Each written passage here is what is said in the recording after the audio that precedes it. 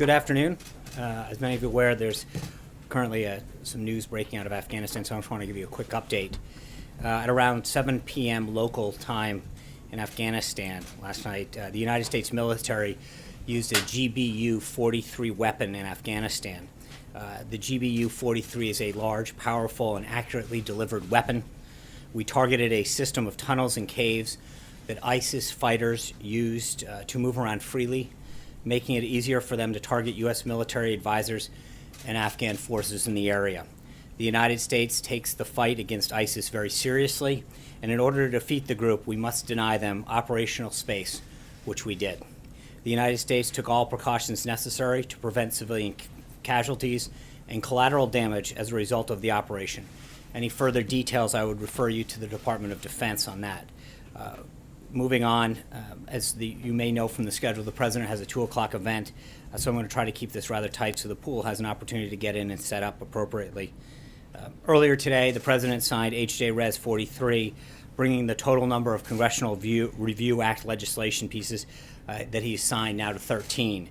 This resolution that he signed today overturns a regulation that was put in place by the previous administration on their way out the door that would have taken away the right of states to set their own policies and priorities for Title X family planning programs.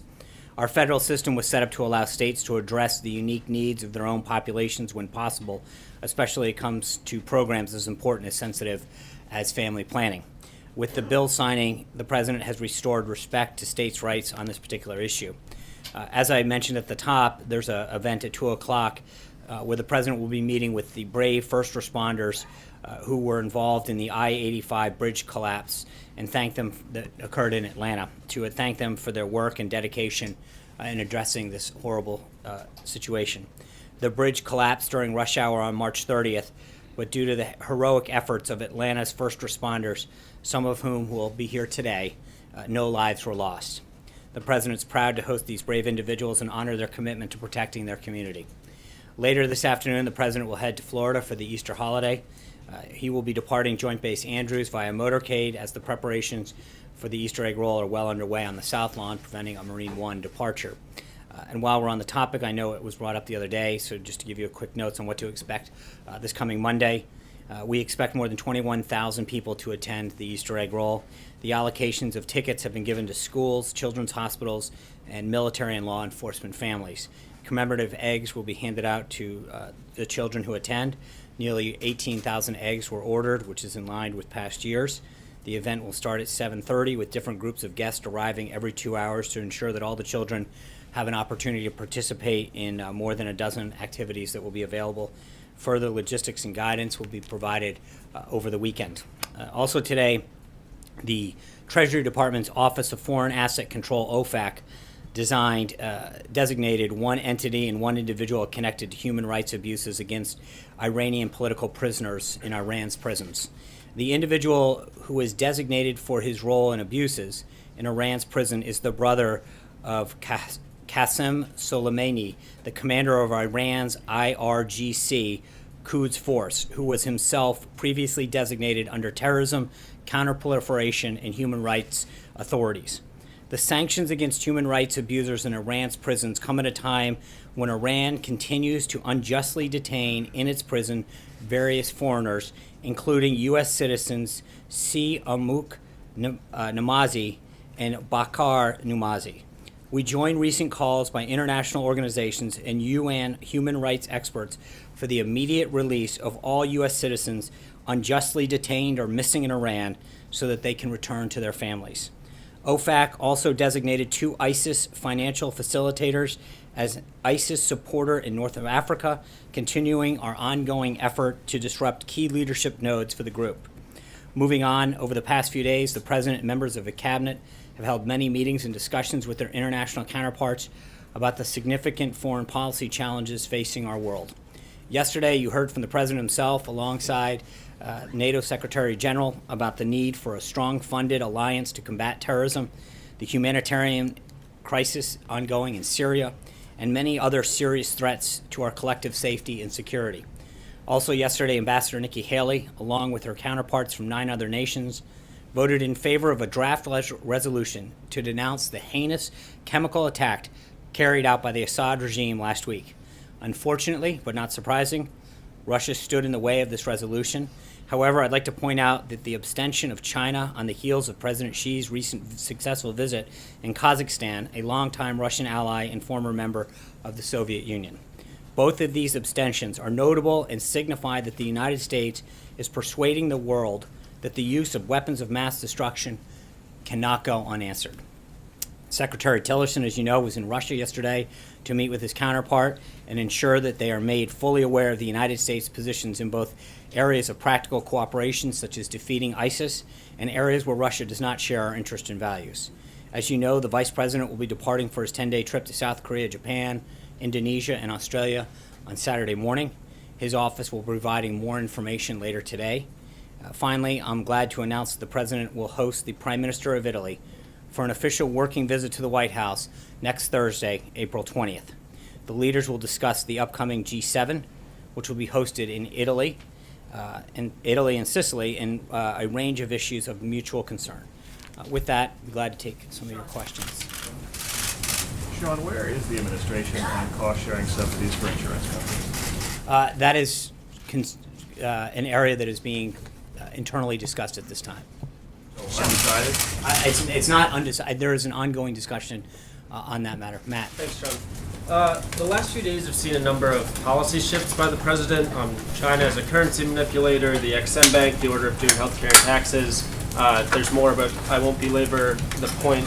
What should the American people make of these shifts, and are there any policy areas that are non-negotiable? Well, I think, respectfully, I think you can look at what you're referring to as a shift in a lot of ways, and by that I mean I saw a couple instances with respect to NATO being one of those shifts yesterday, and if you look at what's happened, it's those entities or individuals in some cases or issues evolving towards the president's position, and NATO in particular, he talked about the need of countries to pay their fair share, to live up to their commitments of 2% of GDP. He talked about the need for NATO to focus more on terrorism. NATO has done just that. And it is something that he pointed out in the first debate in September of last year. He talked about the fact that NATO is moving towards what he has been calling for. And I think in some cases, the issues evolve, that it's not just a clear and fast statement that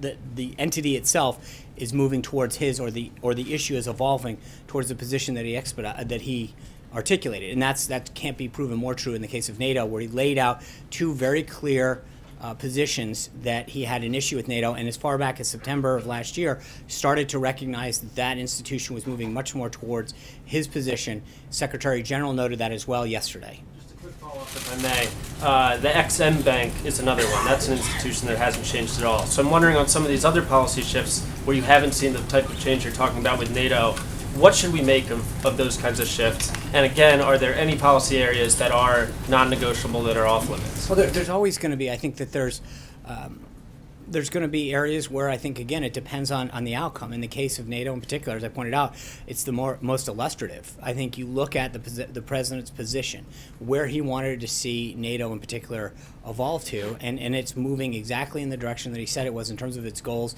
of increasing the amount of participation from other member countries, and two, is having a greater focus on terrorism, something that was reinforced by the Secretary General himself when he was here. I think when you look at these issues and you recognize the direction in which they're moving in a direction that the president stated very clearly. John. Thank you, Sean. On the GBU-43 bomb, the first time it's ever been used, why did you choose this particular location? And would you say that this bomb won't be used again in another flashpoint around the world, like Syria, like North Korea, for instance? Yeah, as I noted at the beginning, John, I would refer you to the Department of Defense on the specifics. On a separate matter, you mentioned what you see as a win at the UN Security Council. Right. I'm curious as to why you believe this is a win. After all, this particular resolution did not pass. Right. You look at what's happened at the UN Security Council in the past, for instance, the Security Council resolution, which gave the green light for the Persian Gulf War, you actually had all 5 permanent members of the UN Security Council voting yes. So why are you saying this is a win when not all 5 permanent members of the Security Council actually voted yes? You had one, Russia, blocking it? Well, I think it's very significant, China's abstention in particular. I think Kazakhstan's another one in terms of that one, in terms of its proximate location and history with Russia. You see a breakaway of Russia aligning itself with a position that is not only shared with the U.S. but the rest of the world. So that would be a natural position that they might have taken in the past. But secondly, I think China's abstention is a significant win for the president. He went down and had discussions with President Xi, and I think you all saw that, heard his remarks about how he walked through that, and I think it really shows the success of the trip, first and foremost, but secondly, it continues to show how Russia's isolated on this particular matter. That's important. So I think on a variety of fronts, it really was a huge win for the United States and for the persuasiveness of the president. John Gizzi. Yeah. Thank you, Sean. In his remarks to us off camera, OMB Director Mulvaney talked about the vision of the federal government being reorganized as, in some cases, more agencies. And he said also that the final plan will come not just from right-wing think tanks, I believe that was his phrase, coupled with the president's statement on the XM Bank. Is he already receiving any criticism or voices of disappointment from small government conservatives who backed him strongly? I refer to groups such as Americans for Tax Reform or the Cato Institute. Well, I can't say that I've scanned every group's statements about this particular subject, but I can tell you that he's gotten a lot of very positive feedback, as well as Director Mulvaney, for their effort. As the director noted, you have a government that in large part has never been reorganized, it's just been added to. And when you look at the disparate number of agencies and programs that now flow throughout the government to do, in some cases, the very same thing, and are housed in a variety of agencies throughout the government, the question that you have to ask yourself is not only is the taxpayer getting the best bang for their buck, but are the people that those services are intended to be provided for getting the best services? So Director Mulvaney's effort at the president's direction to really look at how government is organized and operating, I think, is a very significant step. And I think one of the points that he noted is that this is something that should unite conservatives and liberals and Republicans and Democrats. Good government, an effective, efficient government, is something that really doesn't have an ideological home. I think it's something that we all can agree on, that the more that we can effectively deliver for the American citizen and deliver for the American taxpayer, effective and efficient government is something that we should all probably be in line with. Richard. Thank you, Sean. The U.S. ambassador at your Organization for the Prohibition of Chemical Weapons says that Syria uses chemical weapons abetted by Russia. Syria uses a weapon abetted by Russia's continuing efforts to bury the truth. Was the president offered proof of such truth-burying efforts by Russia? Was he offered Proofs of this, evidence that this is happening? That Russia? No? I would like to know also, you've been putting in the same sentence Syria, Iran, and North Korea as failed state, Russia being not a failed state but part of this. Has it become to use an old expression, the axis of evil of this administration? I think it's important to note who Russia is on the side with right now and where they stand. I think it draws a huge contrast to show who's on what side of this argument in this crisis. And I think it's important to note the difference that who they're with. And that's, I think, a very notable thing. I'm not going to go any further than to say that. Very quick last question. With the National Hockey League playoffs just started, will the president cheer for the Rangers or the Caps? Respectfully, that's really not been a subject that's come up too often in the White House. So I'm going to keep with our Richards and go to Richard Elliott from WSB TV in Atlanta, Georgia. Obviously, our concern is the reconstruction of 85. We understand that the president is meeting with the first responders this afternoon in just a few minutes, actually. We wanted to ask about the federal commitment to getting I-85 rebuilt as far as federal dollars and easing some federal regulations to get the job done quickly. So a couple of things on that front. Immediately following the tragedy that ensued in Atlanta, the president directed the Federal Highway Administration to release $10 million. And then we have begun to work with the appropriate agencies to expedite that process. I know that there are critical repairs that have to get made, and I think that not only that the initial funding will help with that for the roads and the bridges and the emergency access that needs to get handled, but under emergency relief efforts, there are ways to expedite some of that funding, and the Department of Transportation and the Federal Highway Administration are probably the best way to get a better answer on that. But there are ways that some of that funding can be expedited beyond the initial commitment that the federal government has made. Mary. Thank you, Sean. Back on some of these shifts, on China in particular, the president did not mince words during the campaign. Now he says he and President Xi have been bonding. Xi means well. He says China's not a currency manipulator. What message does this send to the president's supporters who sent him to the White House thinking he'd be following through on his tough talk against China? I think the president's tough talk was on a variety of subjects, was to get results for the American people. That's what he has pledged to do, to get more jobs here, to grow more manufacturing, to keep our country safe. The president and President Xi had a great meeting. The president likes President Xi and got to know him really well in Mar-a-Lago, and I think has established a really good relationship working forward. But at the end of the day, this is always about developing a better situation for the American people, and I think he's done that. And a follow-up, if I may, the president told the Wall Street Journal that President Xi helped him realize that North Korea is not so easy. Did the president underestimate the complexities of this? Did he underestimate how difficult this was going to be? No, I don't think so at all, and I think if China is able to help get a deal with China, the president would appreciate that. I think this would be great for China as well. And as the president noted this morning, if China can help us do that, it'll be great. And if not, we'll go and handle that ourselves with our allies. Steve. On currency manipulation, why specifically did he decide to abandon this? And what other tools does he have in his toolbox to try to modify China's trade balance? I think that's a very, very complex issue, and I think the president, I'm going to leave it to the president to specifically answer that. Vivian. But he hasn't given up on trying to modify No, China's he is. trade balance. It's not. I think the president is going to continue to make significant progress when it comes to that issue and to how our relationship is with China. He showed already what a great relationship he has with President Xi, and the results are already starting to pour in. And I think that is an issue in particular that the president is best to address. Vivian. 2 questions, Sean. You were very forthcoming about the TikTok leading up to the missile launches in Syria. So can you give us any background on the Moab in Afghanistan? Was there a situation room scenario? Was this several days in the making? And my second question is, the president has been very critical of the intelligence community leading up to his inauguration. He's obviously been working very closely with the intel community on at least on these situations in Syria and Afghanistan. Has his opinion changed toward the IC? In the first question, again, I think General Nicholson at United States Forces Afghanistan is best to address the TikTok on the situation over there. But as far as the president's consultation, I understand. I think that the U.S. Forces Afghanistan, as well as the Department of Defense, are best to walk through the military operations that are ongoing there.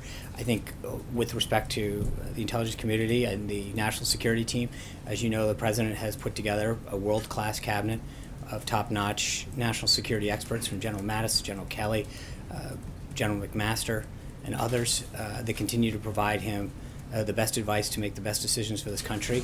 And it's that, he continues to rely on them, and Director Pompeo, Director Coates at the DNI, they continue to give him sage advice about how to best position the United States. Zeke. Thanks, John. Following up on that question, did the president specifically authorize the use of this piece of ordinance? Again, I'm not going to get into the details right now. I'm not, as I mentioned, I'll let the Department of Defense handle the lead on this one. And follow up on Mr. Gusman's question earlier regarding the Exim Bank. You didn't answer specifically what has changed about the Exim Bank that has led the president to reevaluate his previous... Let me get back to you on the Exim Bank specifically. I think it's a very complex issue, and I would like to get back. Anita. 2 questions about the budget. Are you all prepared to hold things up? We've got a couple weeks left here. How serious are you about getting money for the wall? Would you hold up the spending plan for that? And I had one other question on that. So the government is currently funded through April 28th under a continuing resolution. We've made very clear to Congress that the president's priorities are increasing military spending and security of our border. We're going to continue to have conversations with Congress, and we feel confident that they'll do their job, but those conversations are ongoing. So you can't say whether you would have to have money in this budget or the spending plan? I will leave it to our team to continue the negotiations that they're having. Okay, and then the second question on the budget was, there's a proposal now to punish members of Congress who do not pass the spending plan in a variety of ways, withhold salary, even arrest. Do you support that Congress should be punished if Let's see. I think we're making significant progress. I feel very good about the momentum, and so I don't want to start getting into whether who's going to be naughty and nice. We're doing Kayla. Thank you, Sean. Historically, sitting presidents have refrained from stating preferences on where parts of the free market economy goes. But yesterday, President Trump said he wants low interest rates, he wants a weaker dollar, and then the market followed his preferences. So given his criticism of other economies and their intervention, how do you characterize that response? I think the president has made it very clear from the beginning that he's going to do what he can to fight on behalf of American consumers and American businesses to make sure that we can help create a environment here in America where businesses grow and industries continue to hire and jobs can come back, and then middle income Americans can get some tax relief and keep more in their money and their hard-earned dollars. But traditionally, you have low interest rates when the economy is weak and needs help, and then they recover when the economy strengthens. So what was he trying to get at? I understand. I think what he is trying to do is, as you know, Kayla, through a lot of the coverage and a lot of the meetings that you guys have covered and seen here at the White House, the president is continuing to meet with business leaders and people who are creating jobs, union leaders, to find out what we can do. And the president has heard a lot and gotten a lot of feedback and already taken great steps to make sure that we can create a regulatory and tax environment that's going to help grow America's economy and put people back to work. That's plain and simple. And I think what he'll continue to do is fight on behalf of the American people. I hate to cut this short, but we literally have 10 minutes before the president Hey, Sean, can just speak. very quickly though, did the Thank you president very not much. know about the Moab strike? I don't know why he can't.